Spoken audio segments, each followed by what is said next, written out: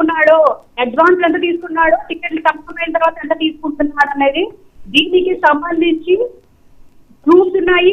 ఏ car లో Janasena party office వచ్చిందో, ఏ car లోపలికి వెళ్ళి ఏ ఆఫీస్ రూమ్ లో తీసుకున్నారో, ఇవన్నీ కూడా నేను ఆధారాలు బయటపెడతారండి. నేను తొందరలోనే బయటపెడతాను. కానీ కళ్యాణ్ గారికి ఇవన్నీ తెలియదు అంటారండి?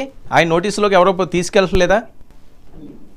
ఆయన నోటీసులో తెలియదని నేను అనుకుంటున్నానండి. తెలియదని 100% తెలియదని నేను అనుకుంటున్నాను. ఎందుకంటే ఏ విషయం కూడా ఆయన సినిమాలు చేసుకుంటా ఉంటారు, ఈయనేమో పార్టీ నడుపుతా ఉండేవాడు.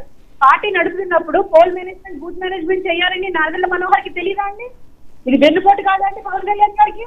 ప్రతిసారి ప్రతి నెల కూడా ప్రతి వారం కూడా ఆయన ఏదో పనున్నట్టు కాకినాడ వచ్చేసి, రాజమండ్రి కాకినాడలో ఏదో కార్యక్రమాలు చేసేసి, అమలాపురం నియోజకవర్గంలో కార్యక్రమాలు చేసేసి, నేను ఒకవేళ రాకపోతే మీరు జగ్గంపేట ఎందుకు రాలేదు, మీరు ఇక్కడికి ఎందుకు రాలేదు అని నన్ను క్వశ్చన్, నేను ఉద్యోగం చేస్తున్న పార్టీలో నన్ను క్వశ్చన్ లేదు, మీరు ఎందుకు రాలేదు ఇక్కడికి అడిగేవాళ్ళండి.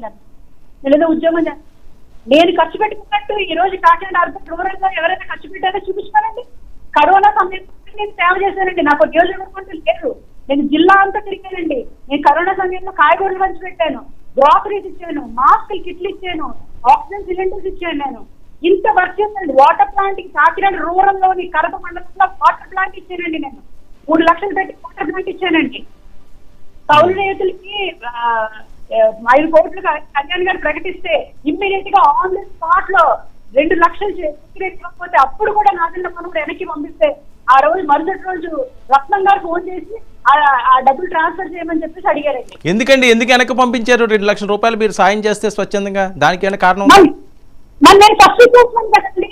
నేను ఫస్ట్ క్రెడిట్ నాకు వచ్చేది కదా.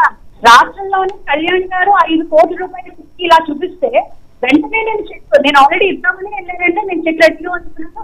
నేను చెక్ రాసి వెంటనే ఇవ్వబోయేదండి లేచి. ఆ రోజు సత్యం కూడా బొలిసిడి సత్యం గారు కూడా మైక్ లో అనౌన్స్ చేశారండి, సరోజ గారు ఇద్దాం అనుకుంటున్నారు, నాకు మెసేజ్ చేశారు అని ఆయన కూడా అనౌన్స్ చేశారు. నేను మీకు కావాలంటే వీడియో కూడా పెట్టాను. మీ పూజతో సరోజ గారు ఇమ్మీడియట్ రియాక్ట్ అయ్యారని. ఆ క్రెడిట్ నాకు రాకూడదండి. నాదెళ్ల మనోహర్ గారికి కాదు, మీ మీద అంత కక్ష ఎందుకు ఉంటుందండి నాదెళ్ల గారికి? ఆయనే జాయిన్ చేశారని చెప్తున్నారు కదా. చాలా మందికి అర్థం కాని అంశం ఏంటంటే, ఎక్కడో దగ్గర ఒక కీ పాయింట్ ఉంటుంది కదా మీ ఇద్దరి మధ్యన, ఆ గ్యాప్ రావడానికి ఆయనే జాయిన్ చేశారు పార్టీలో అని చెప్తున్నారు. మరి ఎందుకు వచ్చింది ఇది? మహిళలంటే మొత్తం పార్టీ అంతట్లో అన్ని కార్యక్రమాలు మహిళను చూపించింది. మొత్తం జనసేన పార్టీలో ఇన్ని కార్యక్రమాలు చేసి ఇంత డబ్బులు ఖర్చు పెట్టి మహిళను చూపించండి.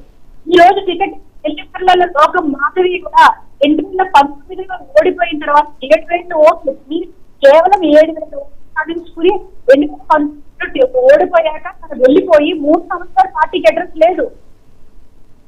తర్వాత 1.5 సంవత్సరం ఉన్నారుగా యువశక్తి ప్రోగ్రాం ద్వారా మళ్ళీ 15 లక్షల రూపాయలు ఎక్కించి తను మళ్ళీ పార్టీలోకి వచ్చి ఈ రోజు టికెట్ ఇచ్చింది.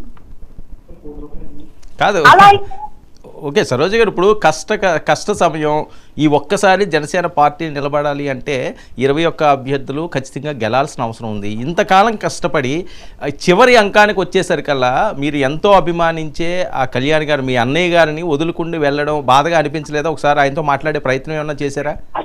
నేను చేస్తానండి, ఉంటది ఒకటి, దానికి ఎన్నిసార్లు ఫోన్లు చేస్తుందో నాకు తెలియదు. నా ఫోన్ చూపిస్తే తెలుస్తుంది. ఎన్నిసార్లు రెస్పాన్స్ ఉంటుందండి.